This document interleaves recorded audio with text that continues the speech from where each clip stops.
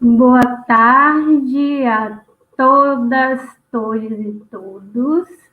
A gente está iniciando mais uma mesa sobre o Cine Negras. Então, eu quero iniciar dizendo a vocês o que é o Cine Negras, né? O Cine Negras, ele é uma atividade de extensão, uma das atividades de extensão mais antiga do Núcleo de Estudos de Pesquisa, Gênero e Raça, o Negras, da UFRB, no Centro de Ciências da Saúde. Ele surgiu com o intuito de fomentar discussões sobre essas temáticas de gênero, raça e saúde, utilizando recursos audiovisuais como documentários, filmes, curtas voltadas a essa temática dentro do espaço acadêmico, permitindo que a gente, além de discutir sobre temas, começasse a enxergar os artistas que trazem essas discussões através desses filmes e vídeos. Inicialmente o Cine ele tinha um formato voltado para a comunidade interna do Centro de Ciência da Saúde, onde os estudantes eles assistiam um filme proposto todos juntos e no final acontecia uma discussão sobre a temática abordada do filme, que sempre contava com a presença de um convidado ou um dos professores pesquisadores do Negras. Com o passar dos anos, o Cine ele começou a ter outras parcerias, ganhando outros formatos, sendo levado para a comunidade externa, sendo levado para colégios estaduais como Rômulo Almeida, aqui em Santo Antônio de Jesus, em atividades de extensão como o próprio Recôncavo, o Fórum 20 de Novembro e movimentos de ocupações estudantis na universidade, desenvolvendo também parcerias com cineastas do Recôncavo, do Brasil e com estudantes de cinema do Centro de Artes e Humanidades do CAU.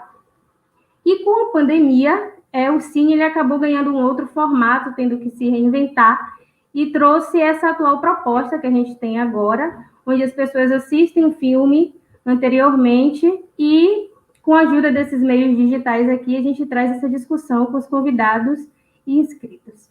Então, assim, para este Cine, o filme proposto foi Libertem Angela Davis, um formato de documentário do ano de 2012 nos Estados Unidos e retrata a vida de Angela Davis.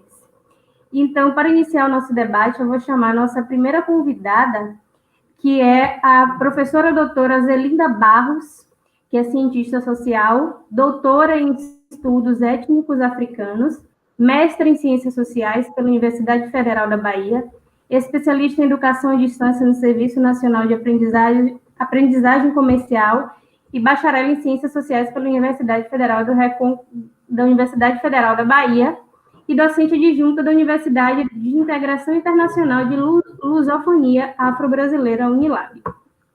Então, eu passo a fala para Zelinda Barros, seja muito bem-vinda ao Fórum 20 de Novembro, e a gente traz agora sua discussão sobre o nosso Cine Negras. Boa tarde a todas e todos e todes. Eu não sei se vocês estão me ouvindo, porque minha conexão está instável. Eu tentei por várias vezes entrar, mas hoje a conexão está bem instável, né? Bom, eu tenho uma apresentação a fazer sobre Angela Davis, né? Mas como estou com esse problema e tive que ficar no celular, infelizmente eu não vou poder apresentar para vocês. Mas eu acredito que a maioria das pessoas que assistiu o documentário conhece Angela Davis, né? É uma figura bastante conhecida, mas há aquelas pessoas também que não a conhecem, então acho que é importante trazer informações sobre ela. Angela nasceu no Alabama, nos Estados Unidos, cursou filosofia, né? Foi candidata a vice-presidenta dos Estados Unidos nas eleições de 1980 e 84, chefiou o Departamento de Estudos Afro-Americanos e Feministas da Universidade da Califórnia de 1994 a 1997 e publicou alguns livros que são considerados clássicos na área do feminismo, né, como Mulheres, Raça e Classe, são as prisões obsoletas, né? Também um livro sobre o blues, né? O legado do blues e o feminismo negro, entre outras publicações.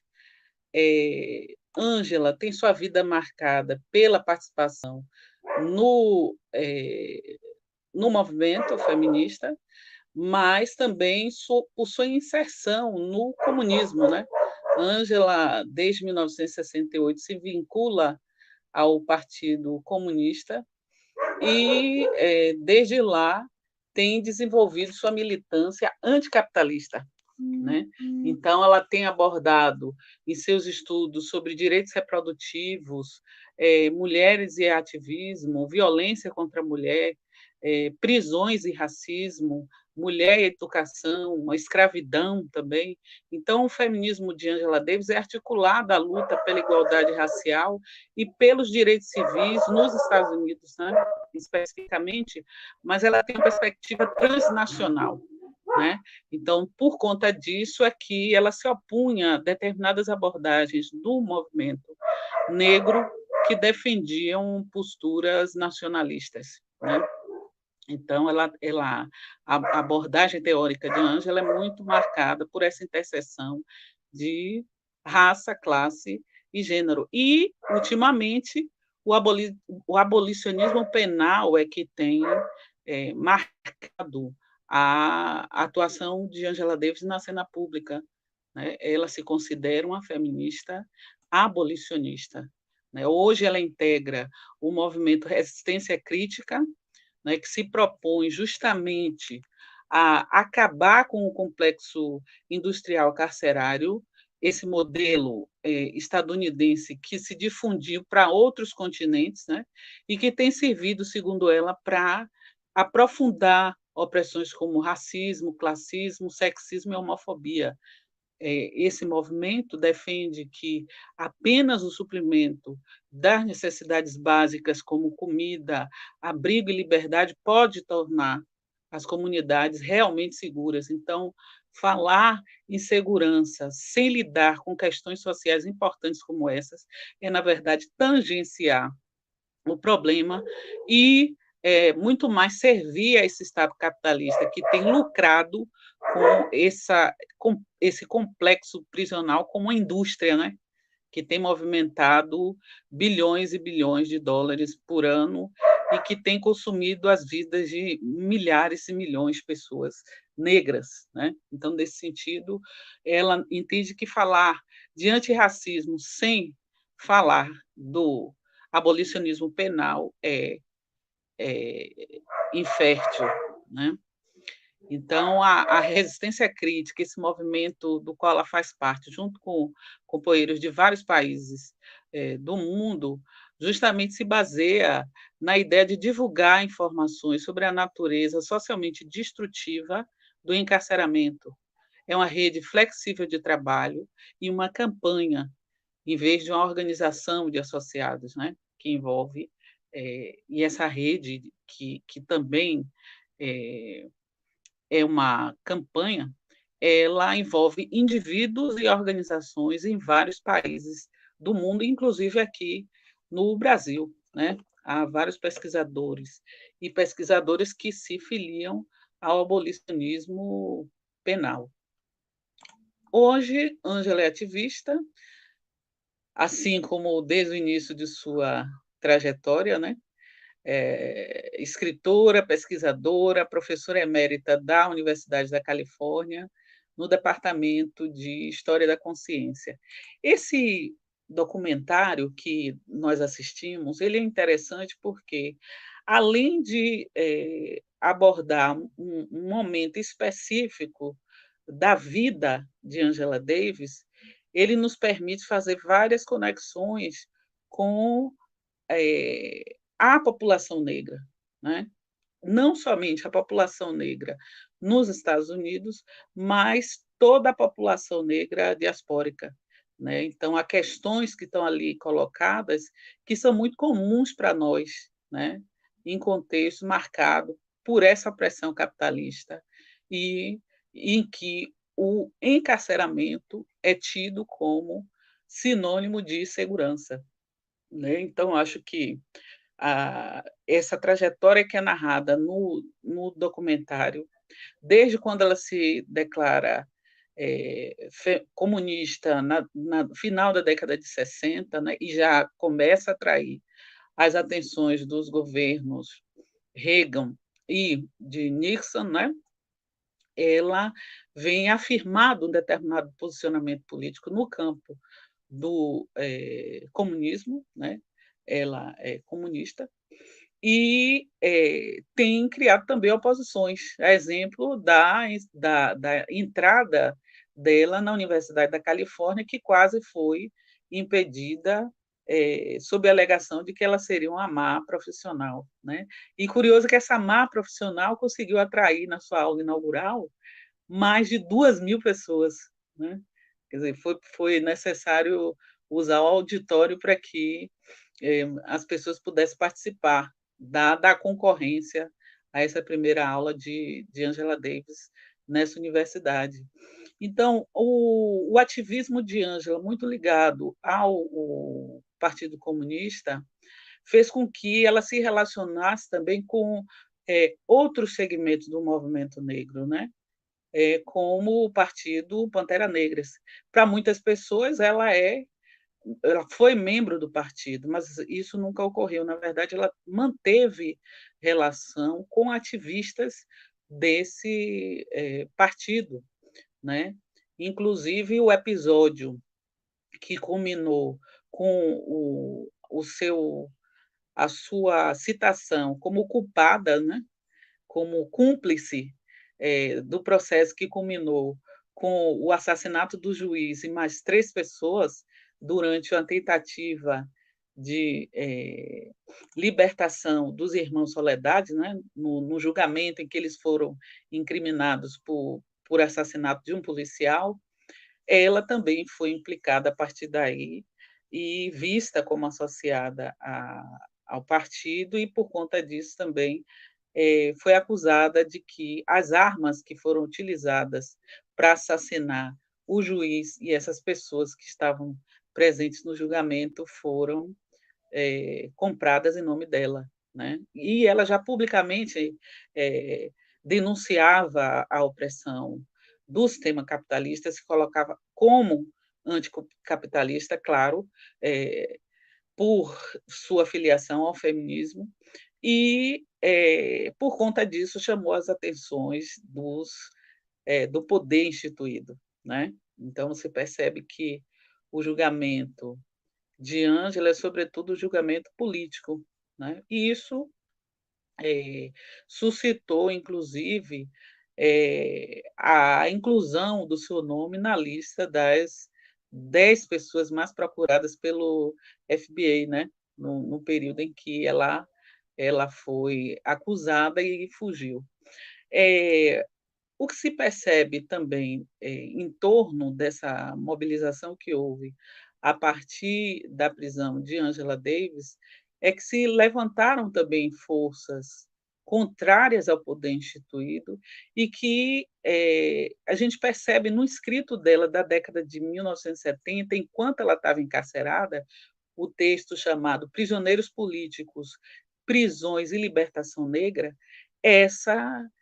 o seu posicionamento e o seu entendimento de que democracia e capitalismo são incompatíveis.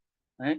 Então, acho que esse é um texto muito interessante, porque, além de ter sido escrito no período em que ela estava encarcerada, ela traz questões que são importantes para a gente pensar como essa ideia de legal, de justo, tem que ser melhor articulada, porque o que é legal necessariamente não significa o que é justo. Né? Ela faz um apanhado das leis no período escravista dos Estados Unidos e, a partir daí, nos permite perceber de que forma aquilo que era entendido como sistema legal, na verdade, era completamente injusto. Né? Num trecho desse texto, ela vai dizer: há uma diferença nítida e qualitativa entre alguém que viola uma lei para seu próprio interesse individual e violá-la devido aos interesses de uma classe de pessoas cuja opressão é expressão direta ou indiretamente por essa lei particular, cuja opressão. A primeira situação pode ser chamada de criminal, embora em muitas circunstâncias a pessoa seja a vítima. Mas a última, seja reformista ou revolucionária, visa a mudança social. Capturado, ele ou ela é um prisioneiro político. Então, com base nessa diferenciação entre prisioneiro comum e o prisioneiro político, é que ela vai tecer considerações a respeito dessa injustiça que marca a vida das pessoas negras nos Estados Unidos, sempre que se levantam contra o sistema opressor, né? Então, daí o seu questionamento: será que é possível, assim como o poder instituído nos quer fazer ver que todo ato político é um ato criminoso? Ela vai dizer: sempre que negros em luta recorreram à autodefesa armada particular, que é algo, inclusive, permitido nos Estados Unidos, né? Os fatos foram torcidos e distorcidos em níveis oficiais e, por fim, eles foram transformados em sinônimos de agressão criminal. Por outro lado, quando policiais estão envolvidos em atos de agressão criminosa, estão oficialmente se defendendo com ataques justificáveis ou homicídio justificável. Então, a gente percebe aí elementos que a gente pode fazer um link com o que muitas vezes ocorreu aqui no Brasil, né? Então, é muito comum que atos políticos sejam colocados na chave do crime e, a partir daí, o seu combate ocorra na sociedade, inclusive fazendo com que muitas pessoas da própria população oprimida também se levantem contra esses atos, né? Então, é uma narrativa tão poderosa que tem convencido as pessoas de que o levante contra a opressão significa, na verdade, um ato criminoso. E para Ângela, a prisão nada mais é do que um instrumento de dominação de classe para evitar que os que não têm não atentem contra aqueles que têm. Né? Então, na verdade, se trata de proteger, em última instância, não a vida, mas a propriedade privada. Né? Então, acho que é importante, através desse exemplo, desse evento, que é essa fase inicial da trajetória de Angela Davis, a gente pensar alguns elementos que podem ser utilizados para refletir ainda hoje sobre a nossa situação de nós negras e negros aqui em contextos opressivos como esse aqui da nossa sociedade, em que, justamente em nome da defesa da lei, a injustiça tem se perpetuado.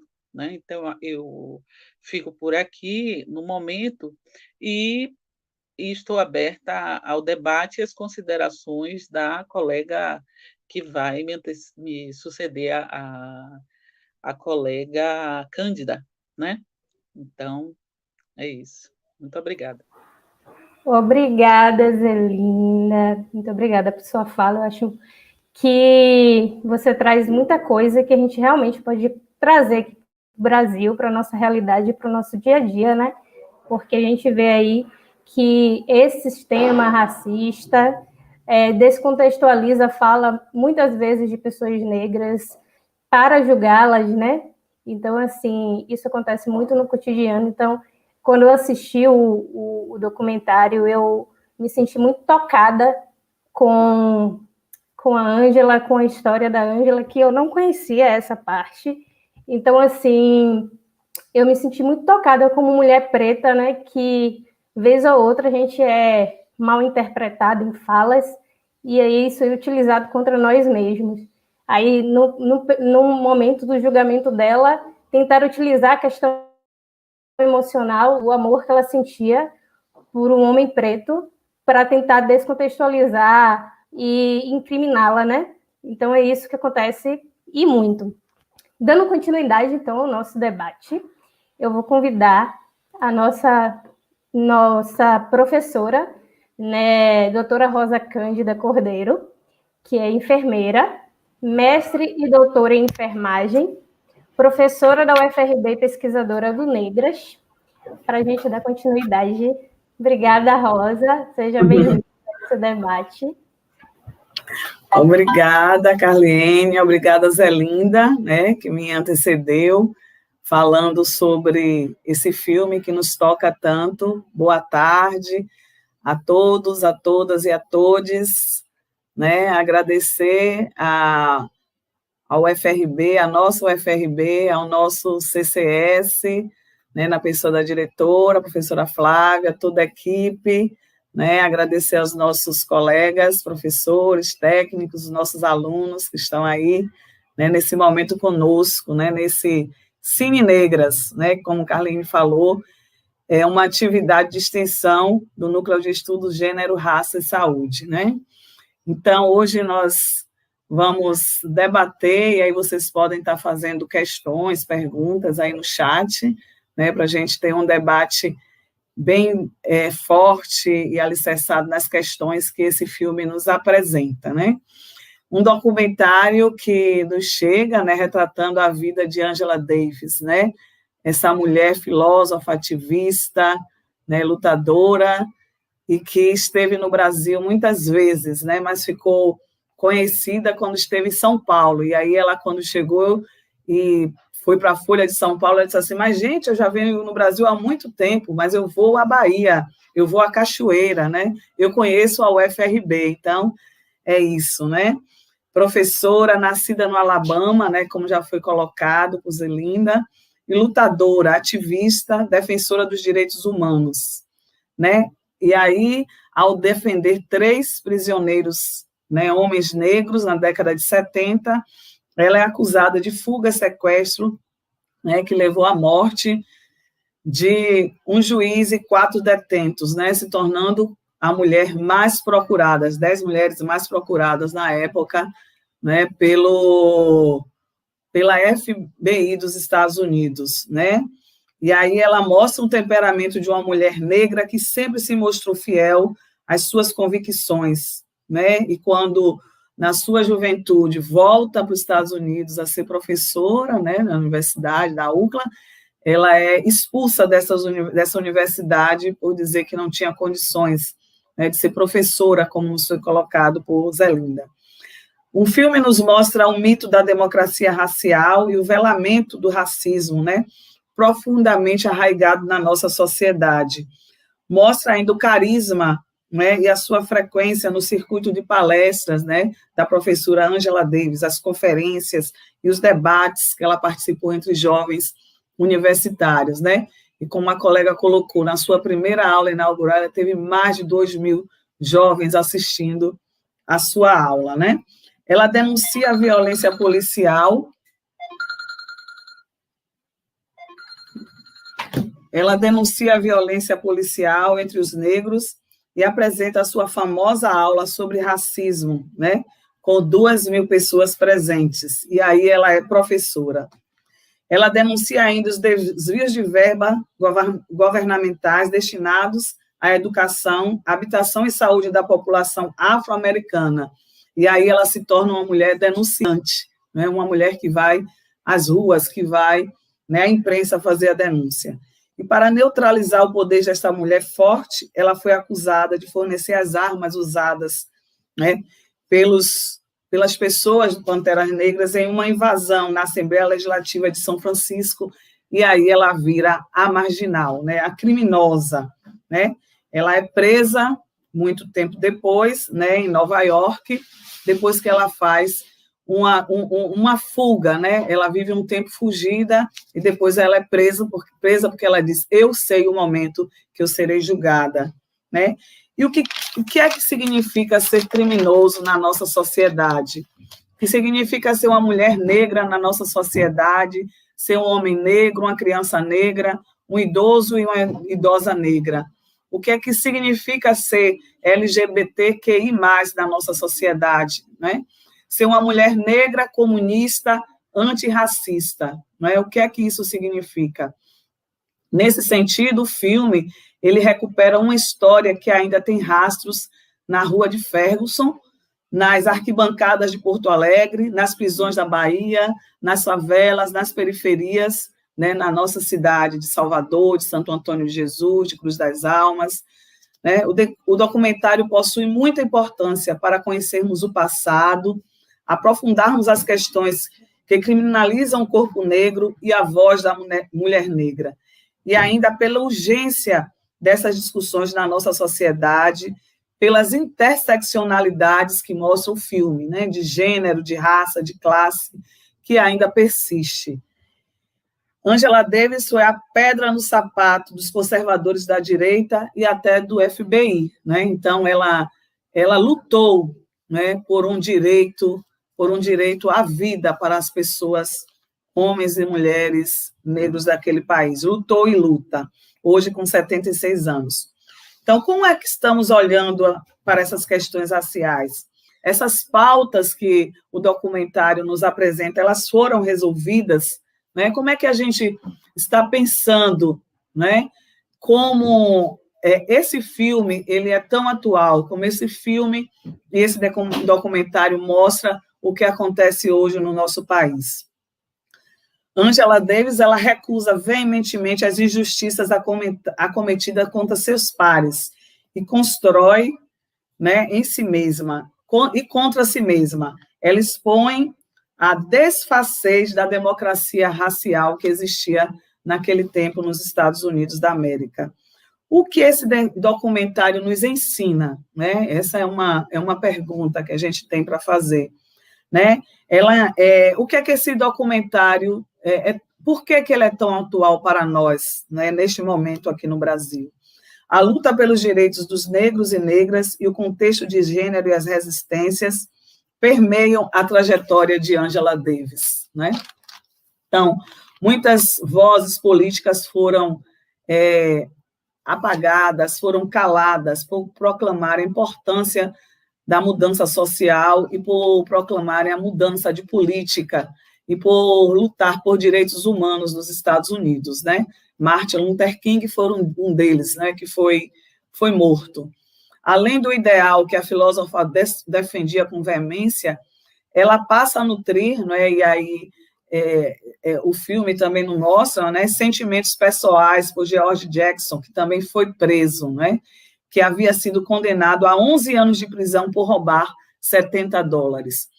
E aí, essa semana, quando eu abro o noticiário, né, eu vejo um homem negro sendo preso, né, porque ele tinha 4 pés, né, de maconha no fundo do quintal, e a chamadinha dizia assim, traficante é preso, né, quando você abre lá, o cara tinha 4 pés de maconhas plantados no fundo do seu quintal. Então, é disso que o documentário nos fala, né, nos fala dessas prisões, nos fala desse encarceramento de pessoas negras, né? Dos motivos que procuram para nos encarcerar e para nos matar neste momento, né? Seja por sermos defensores dos direitos humanos e defensoras, seja por roubar um pão, seja por tentar, né, calar a voz daqueles que querem nos matar o tempo todo, principalmente com uma facada.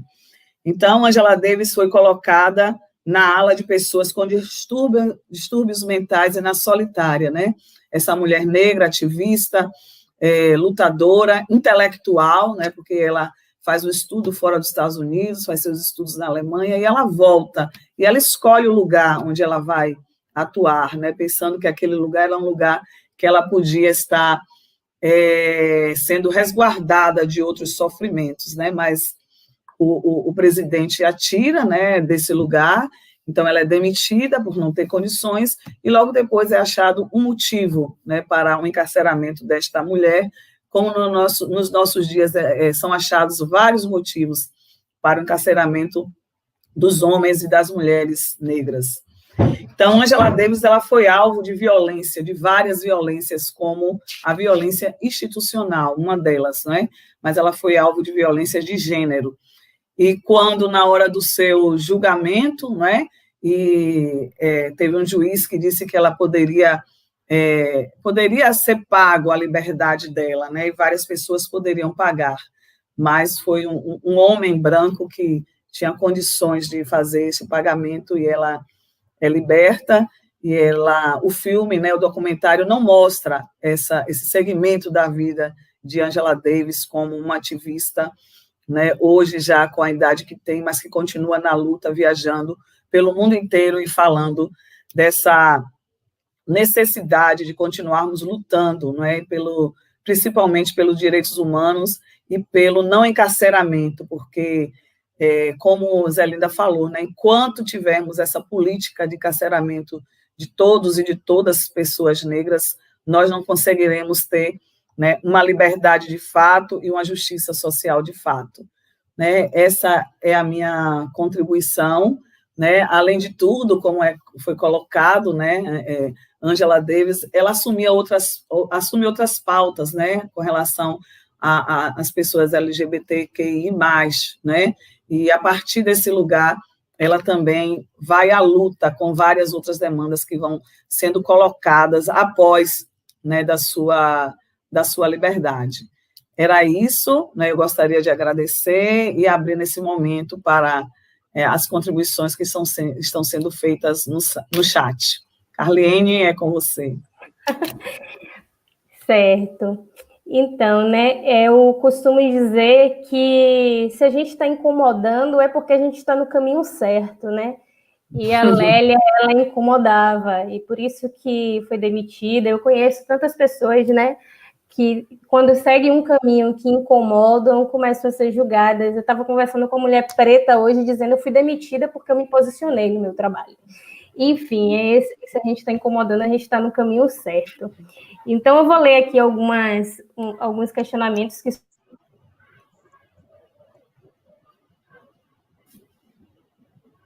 A Rosa, elas decidem qual podem responder, se sentir à vontade. Então, a primeira pergunta é: a Ângela era do Partido dos Panteras Negras? Aí eu deixo para uma de vocês duas. Zelinda, quer falar? Oi, não, Angela Davis não era do partido. Ela mantinha a relação com pessoas que eram vinculadas ao partido.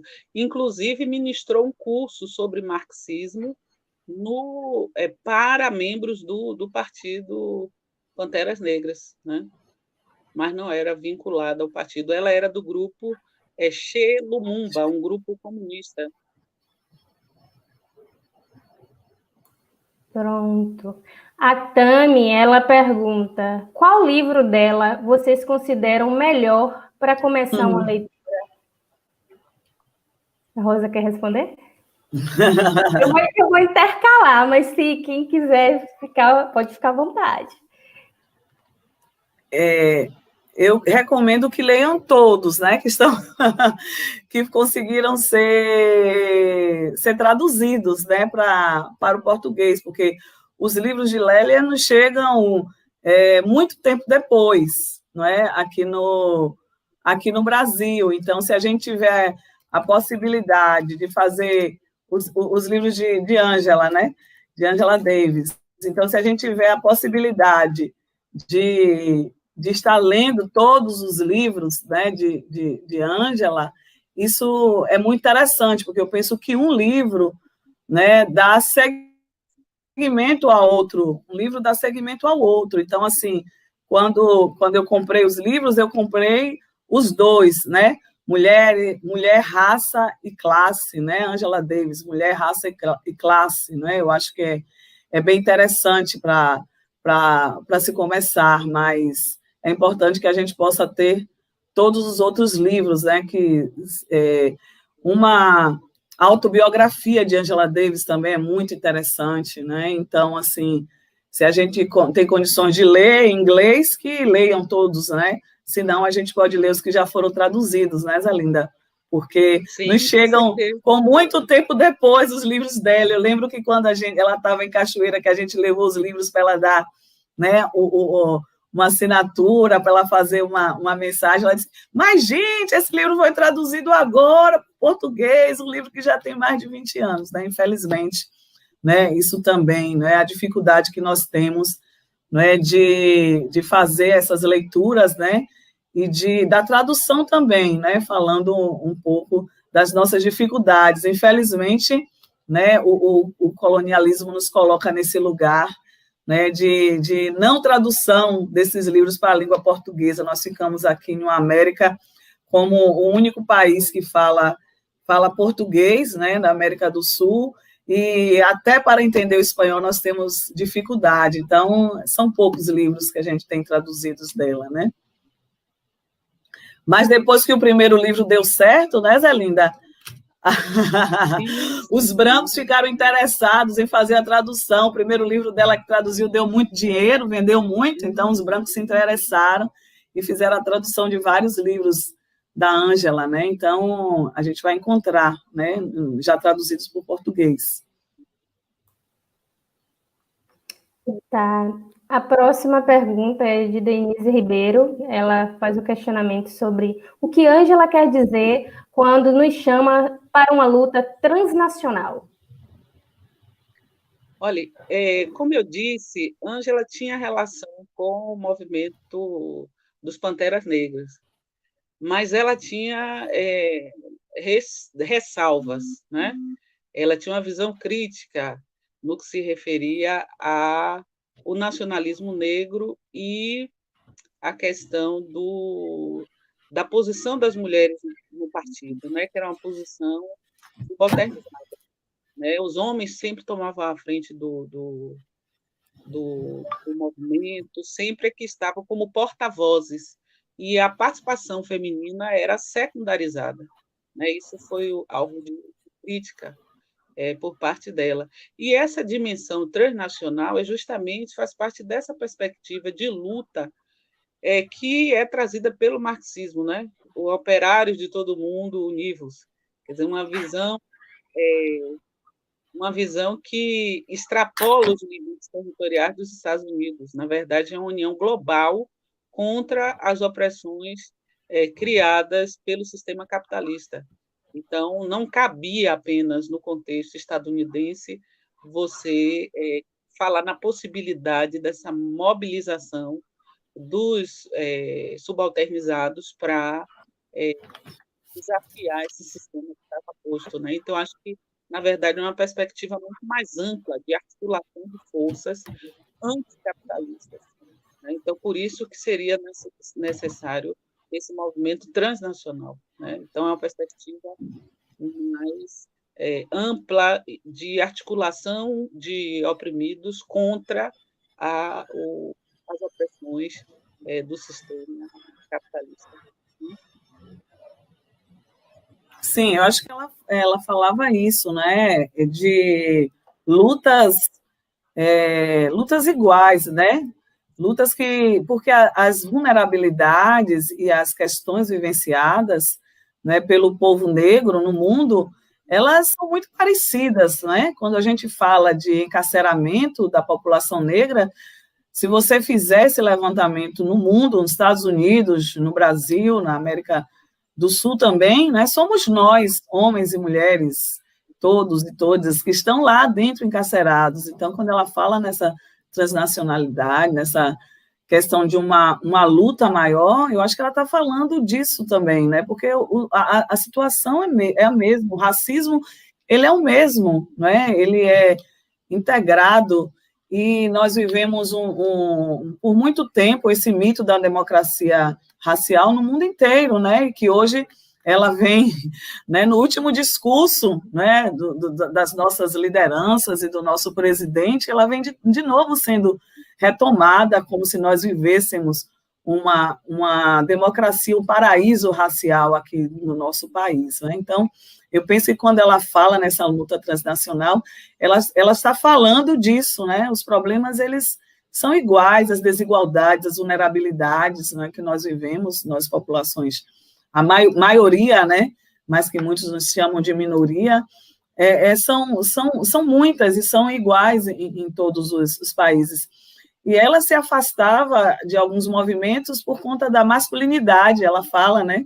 E desses movimentos, principalmente organizados por homens, né? E ela fazia um questionamento contra isso, né? Então, quando ela volta dos estudos dela fora dos Estados Unidos, ela vem como uma mulher negra intelectual, mas ela vem, estando fora dos Estados Unidos, ela acompanha o tempo inteiro o que estava acontecendo por lá, né? E ela vem como uma mulher negra, propondo se integrar a essa luta e mostrar a representatividade da mulher negra nesses espaços, né? Então, imagine na década de 70 uma mulher negra, acadêmica, filósofa, né? Está lutando, né, ao lado desses homens e dizendo que precisavam de mais mulheres negras no poder, né? E aí ela chama, né, para a luta outras mulheres. Eu penso, Denise, que ela está falando disso quando ela fala de uma luta transnacional, né? E é o que a gente precisa procurar aliados, gente. Nós precisamos de aliados, né?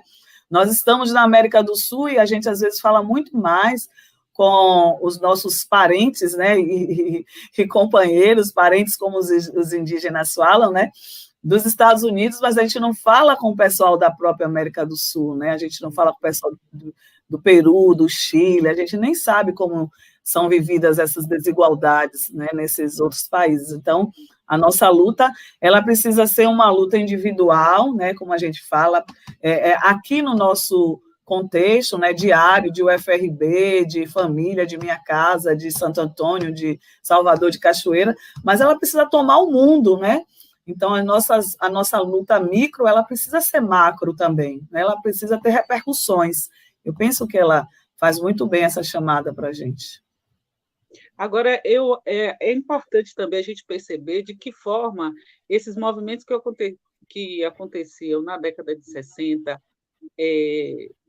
se deixavam afetar uns pelos outros, ainda que determinadas situações se mantivessem. Por exemplo, o Panteras Negras, apesar dessa crítica feita por Angela Davis, em 1970 foi divulgada uma carta-manifesto pelo ministro da Defesa do partido, o Newton, em que ele conclamava os membros a necessidade de se articular ao movimento feminista, né, e ao movimento pelos direitos civis dos homossexuais. Então, a gente não pode dizer que era um movimento autorreferenciado. Eles tinham a dimensão da necessidade de uma articulação entre os diferentes movimentos. Agora, internamente, é que ela observava que essa desigualdade se mantinha. Né? Então, acho que é importante a gente trazer esse elemento também, para não ficar parecendo que eles eram refratários a articulações com outros movimentos, né?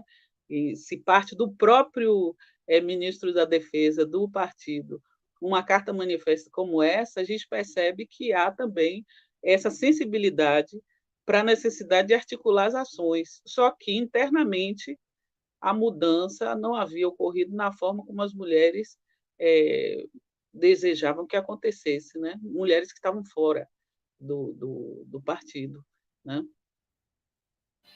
Tem mais algumas perguntinhas aqui para vocês, e eu vou terminar esse bloco de 3 perguntas que se seguem aqui, e se a Zelinda quiser compartilhar o slide que ela tem, a gente pode fazer depois desse bloco de 3 perguntas, e aí a gente volta de novo para a discussão e as leituras dos questionamentos lá no YouTube.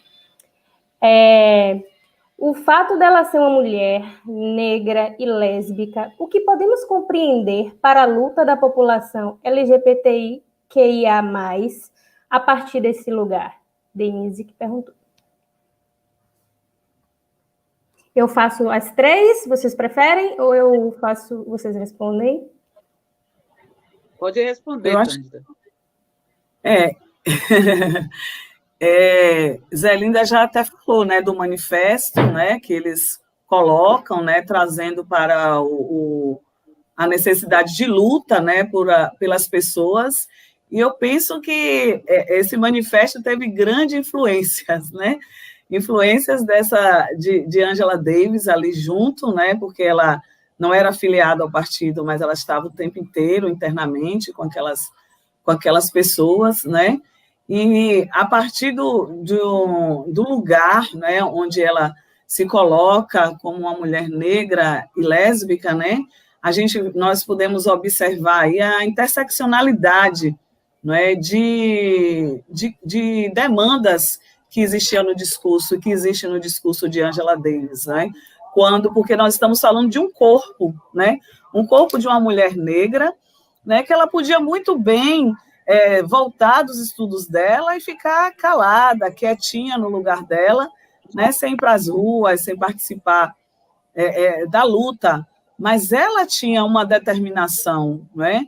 De colocar aquele corpo negro, aquele corpo lésbico a favor de um povo e a favor de uma luta. Em momento nenhum ela desistiu, né? Em momento nenhum ela se colocou na retaguarda diante de toda a situação que foi vivida. Então, ela enfrentou de muita forma.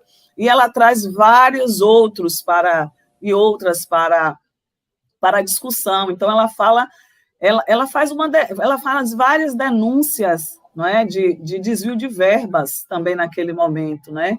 Então, além de trazer as questões da população LGBTQI+, das mulheres negras, das pessoas encarceradas, né, ela vai à luta e vai denunciar, né, que aquele governo, o governo de Reagan, ele desviava dinheiro que era para habitação, que era para saúde, que era para os bairros mais periféricos, como Brooklyn e outros, né, e que eram desviados para outras demandas colocadas prioritárias para aquele governo, né, no momento. Então, ela é um ativista, eu diria assim, a Angela Davis é uma ativista completa, né, porque ela se coloca e, muitas vezes, não é, a gente fica perguntando, não é, porque a pena naquela época lá, ela poderia ter sofrido uma pena de morte, né, por conta do crime que ela estava sendo acusada de ter sido cometida, e isso foi discutido na época. Então, pensa numa mulher, né, negra, encarcerada, em uma solitária, em um lugar onde ficava doentes mentais e ainda correndo o risco de morrer, né, por conta de um crime que não foi cometido, não é, por ela, né? Então, eu penso que ela é um exemplo de luta, né, para as pessoas, para todas as pessoas, e como não ser para as pessoas LGBTQI e mais, né? Lá na altura de todas as suas vulnerabilidades, ela também se assumir como uma mulher negra e lésbica, né? Então, eu acho que é de grande contribuição. Mas é bom, eu acho que é bom pontuar o seguinte, Cândida. Aquela época, ela não se afirmava como mulher lésbica. Não, né? Não, é posteriormente. Ela tinha muita dificuldade em trazer as experiências da vida privada para o embate, o debate público que ela travava. Inclusive, ela se colocava contra essa ideia do pessoal político que feministas defendiam, porque ela não gostava de expor a privacidade dela na sua atuação política.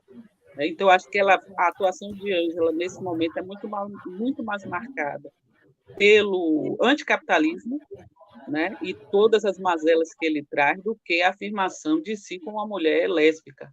Lésbica. É isso, né? Os críticos do documentário, né? Eu vi algumas críticas do documentário, são críticas que dizem assim, a gente queria mais, né? A gente queria o depois, né, de Angela Davis, né? Então, eu acho que dá para fazer, Zé Linda, mais uns 2 ou 3 documentários, né? Porque chega uma hora que a gente diz assim, e depois, né? E o que foi que aconteceu? Né? Então, assim, para o propósito do documentário, eu acho que satisfez, porque ele se dedicou a lançar foco num determinado momento da vida dela, né? Que foi o momento da prisão, do movimento pela libertação. Então, eu acho que, nesse sentido, o objetivo foi cumprido. Agora, como ela produziu tanto mais e escreveu tanto mais depois disso, aí nós temos elementos mais suficientes também para saber o que veio depois. A gente fica com sede de querer mais, né? Não foram críticas ao filme, foram críticas querendo o 2, né? Cobrando, né, da cineasta, né? Mas a gente quer a parte 2 de Angela Davis, né? É isso. Com certeza.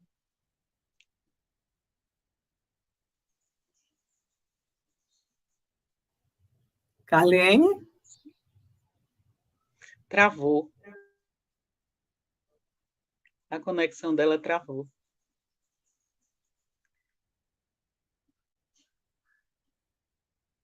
Agora, uma questão no ativismo de Ângela hoje, que me incomoda, apesar de reconhecer a potência do pensamento dela, é a questão do abolicionismo penal, pensando justamente a minha relação com mulheres em situação de violência, né?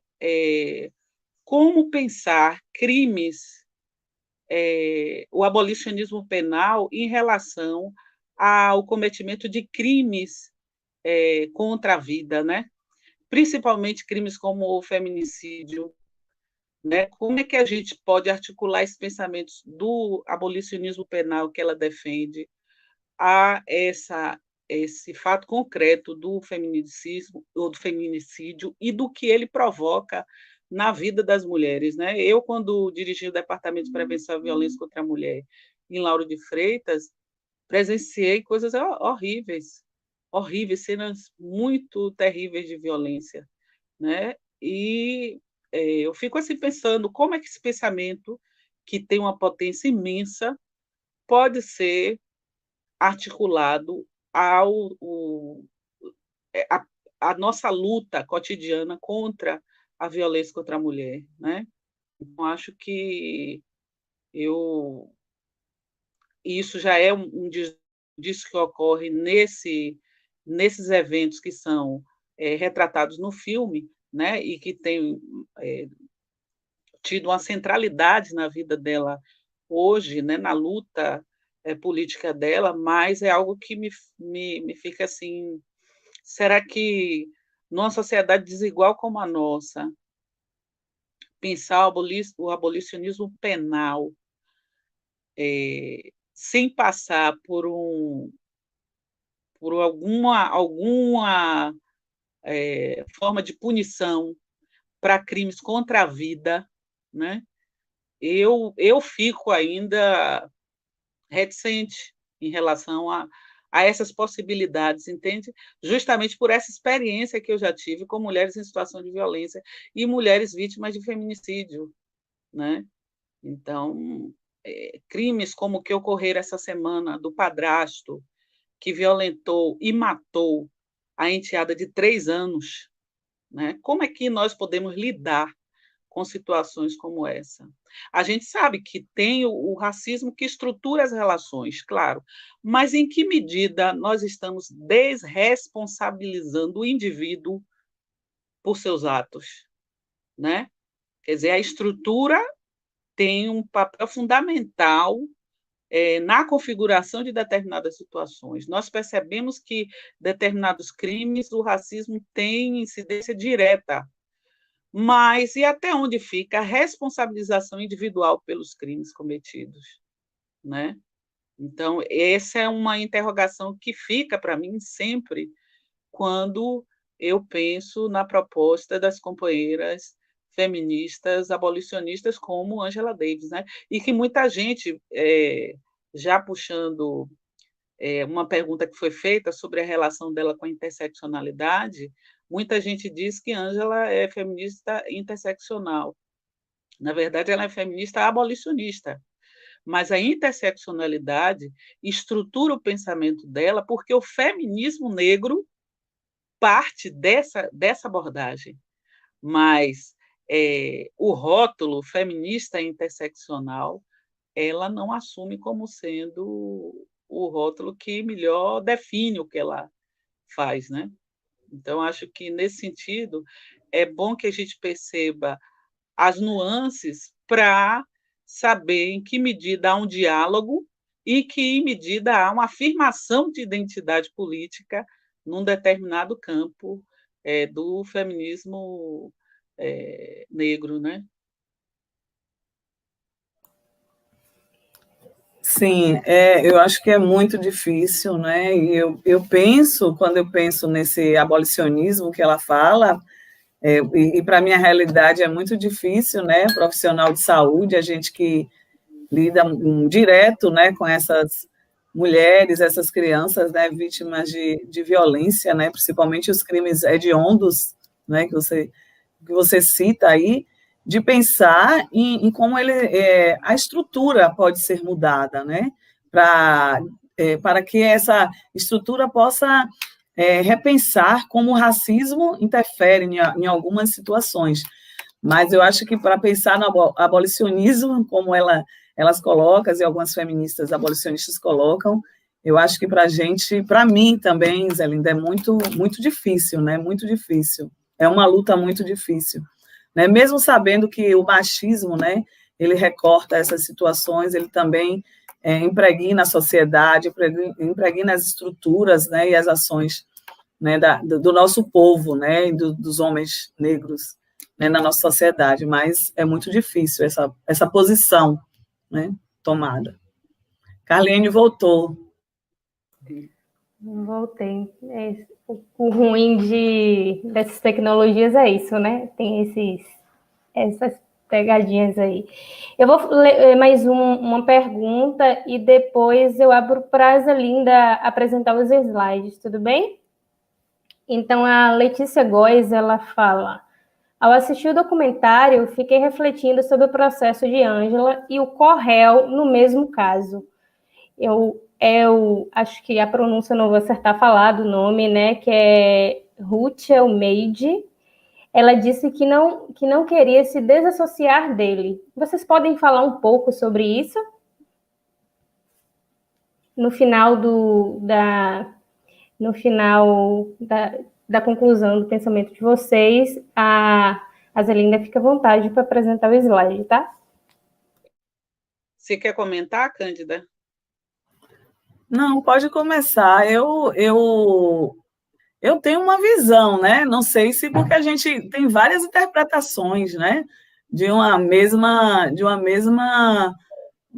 situação, né? Então, ela é ré e ele é o corréu. Como eu vou receber uma não pena e o corréu vai ser um apenado, né? Então, eu penso que as decisões, né, e a desassociação ou não, né, dela com ele parte disso, né? São negros, não é? É uma mulher negra acusada de um crime que não cometeu, né? E interessante falar, né? Eu comecei até falei um pouco que a pessoa, né, que na época, né, e aí o documentário ele mostra, né, eu vi aqui o Roger, né, que foi a pessoa que tinha condições, né, que ele diz que vai vender uma fazenda, né, um fazendeiro branco da região da Califórnia, né, do estado, ele oferece a fazenda como garantia para pagar a fiança de Angela Davis, né, e a reportagem na época ela foi apresentada assim, quando ele vai alimentar as vacas em sua fazenda, leva um rifle AR-15 semiautomático, porque afirma que ele, a mulher e os filhos foram ameaçados.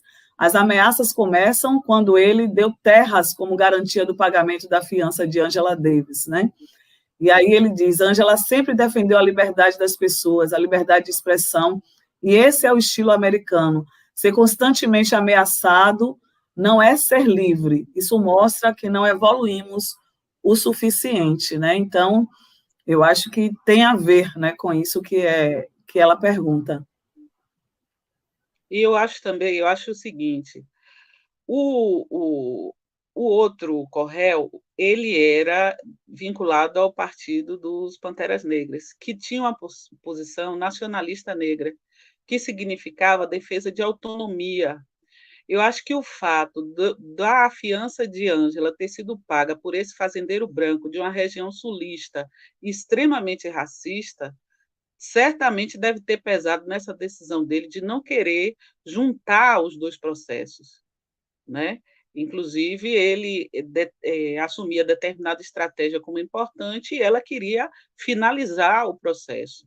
Então, acho que tem uma questão aí de posicionamento ideológico que marca a ação dela e dele nesse julgamento. Ela queria uma unificação para que, justamente pela visibilidade que o caso dela teve, inclusive internacional, ele também pudesse ser beneficiado disso. Mas o entendimento político dele é que talvez esse não fosse o melhor caminho, né? Ver associado o seu julgamento ao de Angela Davis, até pelas questões ideológicas que diferenciavam o Pantera Negra do comunismo defendido por Angela, né?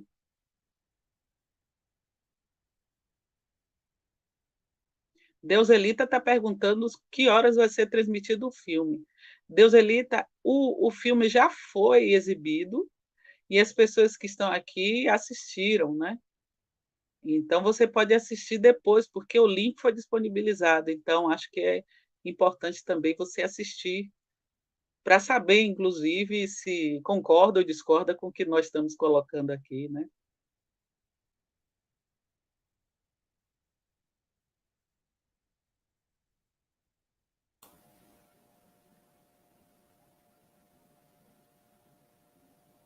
Carliene? Oi, oi. A minha internet está me pregando algumas peças aqui hoje. Então, Zelinda, eu deixo você à vontade para apresentar o slide. Você quer apresentar o seu slide agora? E eu não estou vendo o arquivo. Eu vou pedir para as meninas aqui apresentar o slide. Só um minuto.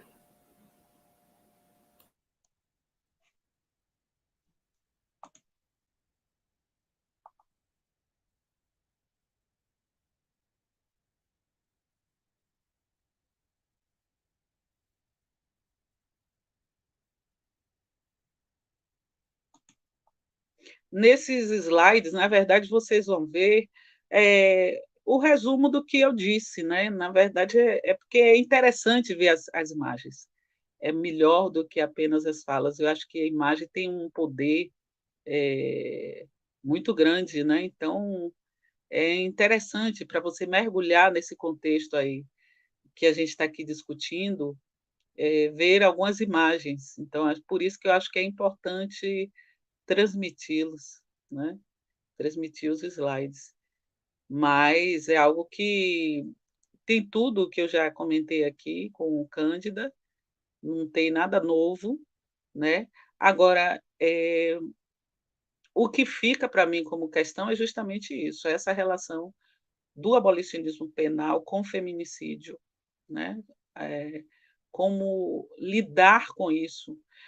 A gente poderia pensar, talvez fosse o caso, o minimalismo penal como o início do processo que vai desencadear o abolicionismo penal, o minimalismo seria uma transição ao abolismo penal, é uma questão que me fica na cabeça, né, quando penso na questão da violência contra a mulher.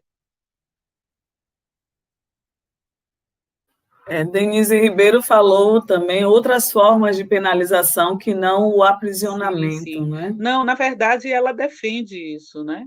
Quer dizer, outras penas alternativas, mas não o encarceramento em si, porque o encarceramento, segundo a visão das abolicionistas, não, na verdade, não traz ganho nenhum, a não ser para a própria indústria que se alimenta dessa opressão, né?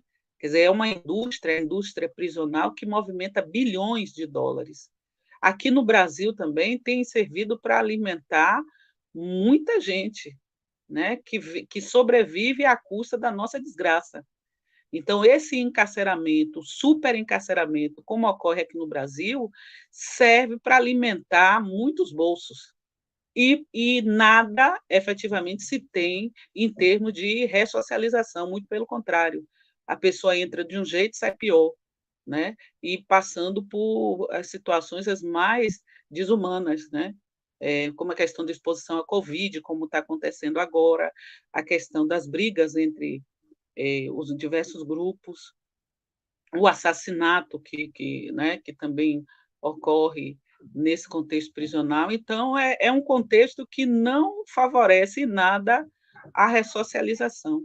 Então, o que elas chamam a atenção é que essa medida não tem muito mais custo do que benefício, né? E benefício, da forma como a gente observa hoje, não existe. A gente não pode apontar um benefício desse encarceramento em massa, como está acontecendo tanto nos Estados Unidos como no Brasil, na China e outros países também que têm adotado essa medida de superencarcerar as populações, principalmente quando é o caso de pessoas que cometem crime de menor potencial ofensivo, né? Por exemplo, pessoas envolvidas com drogas, né? Então, poderiam ser é, é, responsabilizadas através de ações, penas alternativas, não necessariamente o encarceramento. A minha restrição é só em relação à questão dos crimes contra a vida. Aí eu acho que a gente precisa discutir mais e pensar de que forma que isso poderia ser tratado. Quem pode passar os slides, Carliane? A monitora, ela tá com essa função, ela que está com o seu slide. Ela já pode passar. Pode ir passando em sequência, Pronto. porque eu já falei sobre tudo isso, então não tem novidade, né? Aí os livros de Ângela, e inclusive a companheira que perguntou por qual livro começar, eu sugiro o Mulheres, Raça e Classe. Eu acho que é um clássico, né, dela. Combinamos, então, viu, Zé? Eu acho que seria interessante começar por esse, né? Com certeza. A autobiografia também, interessante. Veja, a autobiografia ela escreveu em 1974, só em 2019 que aqui no Brasil foi traduzido e publicado em português, né? Pode passar.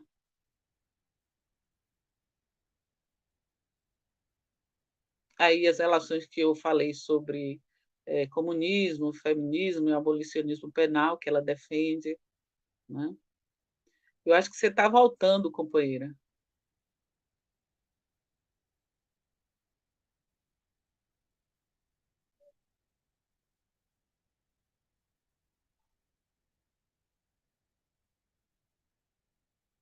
Pode passar.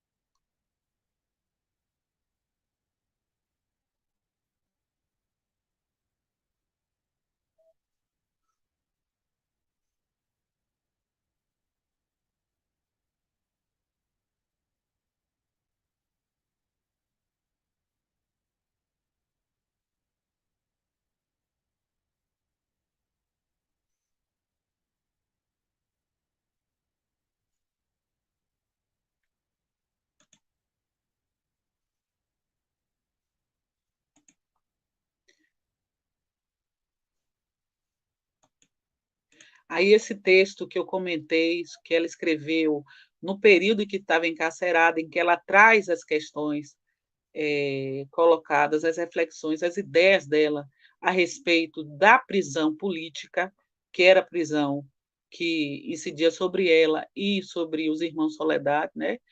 O George ele roubou US$ 70, passou 10 anos na cadeia, 7 desses 10 anos na solitária. Então, isso é completamente desproporcional. Se ele fosse um homem branco, não teria tido essa pena, né? E ainda mais por ter sido homem negro, que se colocava contra o sistema, né, prisional, que mobilizava os outros encarcerados também contra o sistema. Então, ele era alvo. Então, por conta disso, sofreu essa perseguição, que para ela foi uma perseguição política, que não era restrita ao crime que ele cometeu, porque se fosse pelo crime, ele já teria saído, né? Inclusive, ele foi assassinado numa situação em que houve um embate com policiais na cadeia, enquanto ela estava presa, né? E ela se dizia apaixonada por ele, né? como boa aquariana, ela tinha identificação com os ideais dele, né? Inclusive, eles tiveram um encontro amoroso enquanto ela esteve encarcerada, e também no período de encarceramento ele foi assassinado, né? Então, quando ela sai, já não encontra mais ele. Então, tem essa relação também que marca a trajetória de Ângela e os desdobramentos, né, que ocorrem na vida dela. Não que as ideias delas sejam decorrência, como o promotor, o procurador do caso, o procurador que atuou como promotor, quis fazer com que as pessoas vissem, né, que por ser mulher ela agiu motivada pela paixão, né? E, na verdade, eu vejo esse texto dela, esse artigo que ela publica em 1971, como uma peça de defesa. Eu acho que é uma peça de defesa dela para que ela evidencie que não se tratava de um envolvimento passional nessa ação, muito pelo contrário, que havia uma questão de um entendimento diferenciado sobre o que era crime ou o que era perseguição política, né? Então, acho que esse texto de Ângela demarca e dissocia a figura dela dessa imagem de uma mulher apaixonada e que foi movida pela paixão a se envolver nessa ação do grupo. Então, acho que esse texto ele é icônico. Para quem quer estudar sobre o pensamento de Ângela no que se refere ao abolicionismo penal, eu acho que esse é um texto que deve ser lido assim obrigatoriamente, né? Eu vou até dizer o título está aí na tela: Prisioneiros Políticos, Prisões e Libertação Negra. Então, acho que é uma leitura fundamental para todas as pessoas que querem entender mais a abordagem que Angela Davis faz dessa questão da opressão racial e da relação que tem isso com o, o, o direito penal, né? Como o direito, na verdade, serve como um instrumento de dominação de classe e raça.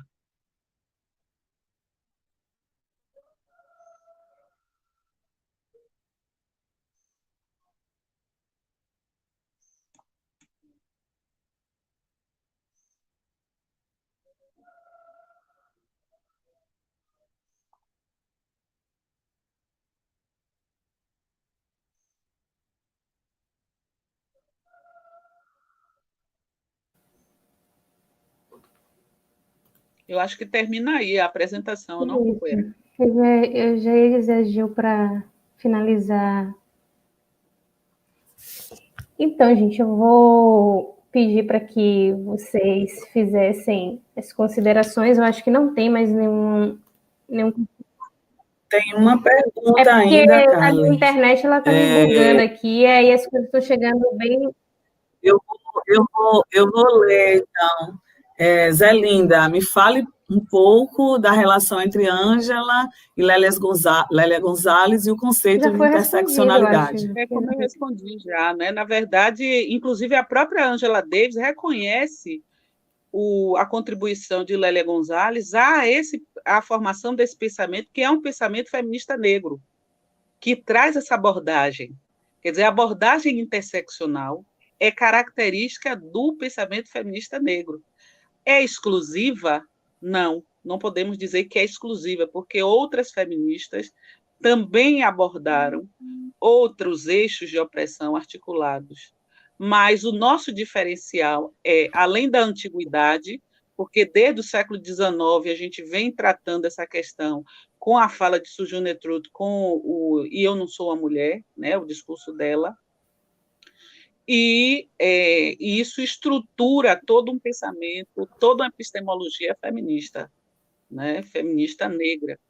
Então, acho que a inter-relação gênero, classe, raça é algo que marca o pensamento feminista negro, né? Então, isso é algo que está bastante presente na nossa forma de teorizar.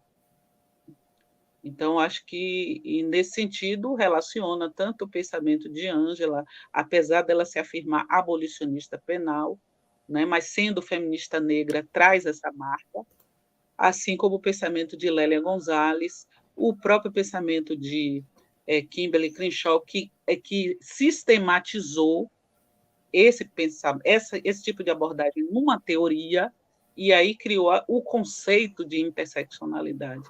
Quer dizer, a iniciativa de Kimberly foi no sentido de criar, de sistematizar algo que já existia para pensar a questão dos direitos humanos, né? Então, o foco de incidência do pensamento dela é justamente na área de direitos humanos, tanto é que ela influencia, inclusive, a, a, a a redação da Constituição da África do Sul, né? Ela tem a nova, né, a partir do advento de Mandela na presidência. Então, ela contribui também, o pensamento dela contribui para essa virada. Então, o foco de incidência de Kimberly Crenshaw é o campo dos direitos humanos, né? Ela própria advogada. Então, elas têm relação todas por conta do feminismo negro, que traz essa abordagem, né? O diferencial de Kimberly é que ela sistematiza numa teoria, a teoria da interseccionalidade. E isso é que traz a marca do pensamento dela, né? Agora, como Carliane pede para que a gente finalize, eu agradeço o convite feito pelo Fórum, através da professora Denise Ribeiro. Agradeço a participação e a possibilidade de estar nessa mesa com a colega Rosa Cândida, né, companheira de profissão e de luta, e agradeço a mediação também de Carliane e ao pessoal que está nos bastidores, porque essa parte técnica também é importante, né, que segura a transmissão.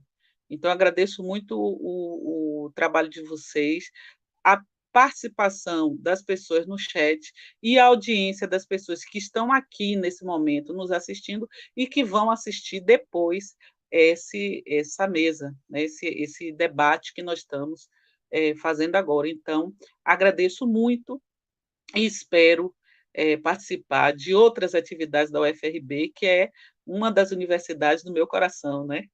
UFRB, Unilab, né? Então, são universidades que são muito caras para mim. Então, agradeço e especialmente a professora Denise Ribeiro, que foi quem me fez o convite. Então, muito boa tarde e obrigada a todas, todos e todos. Boa tarde, foi ótimo. Agradecer a você também, Zé Linda, por ter vindo, né, na nossa casa, né? Seja sempre bem-vinda ao UFRB, né? Toda vez que a gente convida, você está sempre disponível. Então, foi um prazer dividir com você esse momento, essa tarde, né? Esse Cine Negras dentro do fórum, né? Agradecer a Carliene pela mediação, as nossas monitoras, né, que estão aí nos ajudando, todos que estão por trás dos bastidores e que não aparecem, né, nesse momento, né? Denise Ribeiro, nossa gestora de extensão, né, sempre nos colocando nesses espaços, abrindo caminhos de luz, né, para a gente estar trilhando nessas universidades, né, Zé Linda? Lá, agradecer a Unilab, né, também, nossa parceira, a gente está sempre junto, né, sempre juntas nesses momentos, né, e dizer que quem também não conhece ainda, né, Lélia Gonzalez, assim como Angela Davis, é importante, né? Nós terminamos a semana atrasada um curso sobre o pensamento de Lélia, que foi bem legal, né? O Negras fez esse curso, a professora Cristiane coordenou, junto com Carliene, e a gente provavelmente estejamos fazendo também, né, uma parte 2, né, para a gente conhecer mais quem foi essa mulher também, Lélia Gonzalez, né, e falar do texto, né, que ela escreveu sobre mulher negra, né, um texto que a gente discutiu também, e ela já falava, né, do feminismo negro, da interseccionalidade, bastante, né, assim como Zelina nos coloca, né, as outras também beberam nesse nesse pensamento de feminismo negro, e tantas outras mulheres, né? É importante a gente estar colocando, conhecer quem foram essas outras mulheres negras, né, que estão invisíveis ainda nos nossos currículos, invisíveis, né, nas nossas universidades, nos nossos estudos, né, que a gente precisa estar trazendo e conhecendo. Então, esse é um espaço que a gente sempre está trazendo alguma discussão a partir deste lugar, né, de ser mulher negra, professora em uma universidade nova também, né, no Recôncavo da Bahia. Então, é isso, né, só temos que agradecer a todos e a todas que ficaram, todos até esse momento aqui conosco, né, acho que Carliene caiu de novo, né, então, eu acho que a gente pode estar, Denise está colocando aqui, somos interseccionais feministas negras, com certeza, Denise Ribeiro. Então, eu acho que a gente pode agradecer, né, e terminando e agradecendo. Olha, a Carliene está voltando para ela fazer o encerramento. Oi, gente, me ouvem? Sim. Sim, Carlos, estamos ouvindo. Ai, gente, minha internet aqui no final decidiu, eu passei o dia todo assistindo, acompanhando, quando eu tenho que estar presente na mesa, a internet pregou peça, né? Eu quero agradecer a Rosa, a Zelinda, por essa participação. Eu acho que a universidade é esse espaço, né, de aprendizado contínuo. A intenção do Cine Negras é justamente esse, né, trazer debates como esse para o meio acadêmico, trazer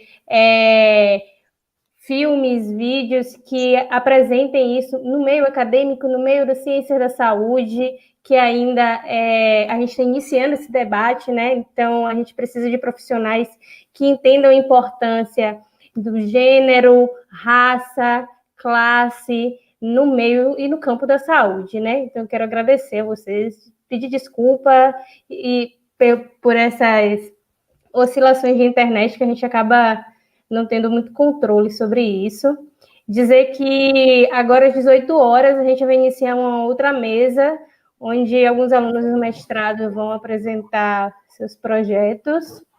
E para vocês aguardarem e verem a programação, se inscrevam no evento e a lista de presença estava no chat. Obrigada, gente. Obrigada, gente. Não deixem de ver a apresentação dos nossos alunos no mestrado. Eles fizeram com muito carinho, né? Essa apresentação dos projetos de pesquisa deles. Estão, assim, muito eufóricos e eufóricas para apresentar para vocês. Então, é muito interessante essa próxima mesa às 18 horas. Espero todos, todas e todos lá. Até. Obrigada, Zé Linda. Abraço. Obrigada. Bom te ver, mesmo que seja virtual.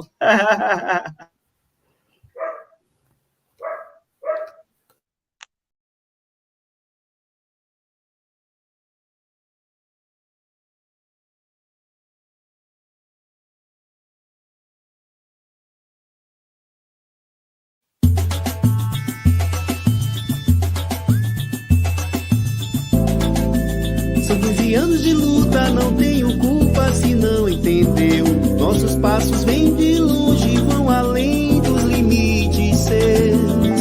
Se choro, respeite a minha dor. Não é lamento, é um movimento com reconhecimento. Povo negro que sabe seu valor. Vamos à luta, consciência, vamos pra luta, igualdade conquistar. Vamos à luta, resistência, povo negro tem seu lugar. Vamos à luta, consciência, vamos pra luta, igualdade conquistar. Vamos à luta, resistência, povo negro tem seu lugar.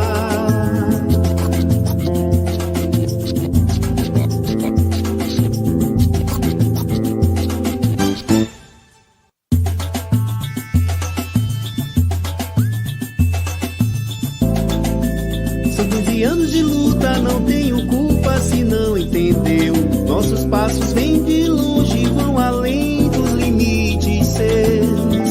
Se choro, respeite a minha dor. Não é lamento, é um movimento com reconhecimento. merecimento, povo negro que sabe seu valor. Vamos à luta, consciência, vamos pra luta, igualdade conquistar. Vamos à luta, resistência, povo negro tem seu lugar. Vamos à luta, consciência, vamos pra luta, igualdade conquistar. Vamos à luta, resistência.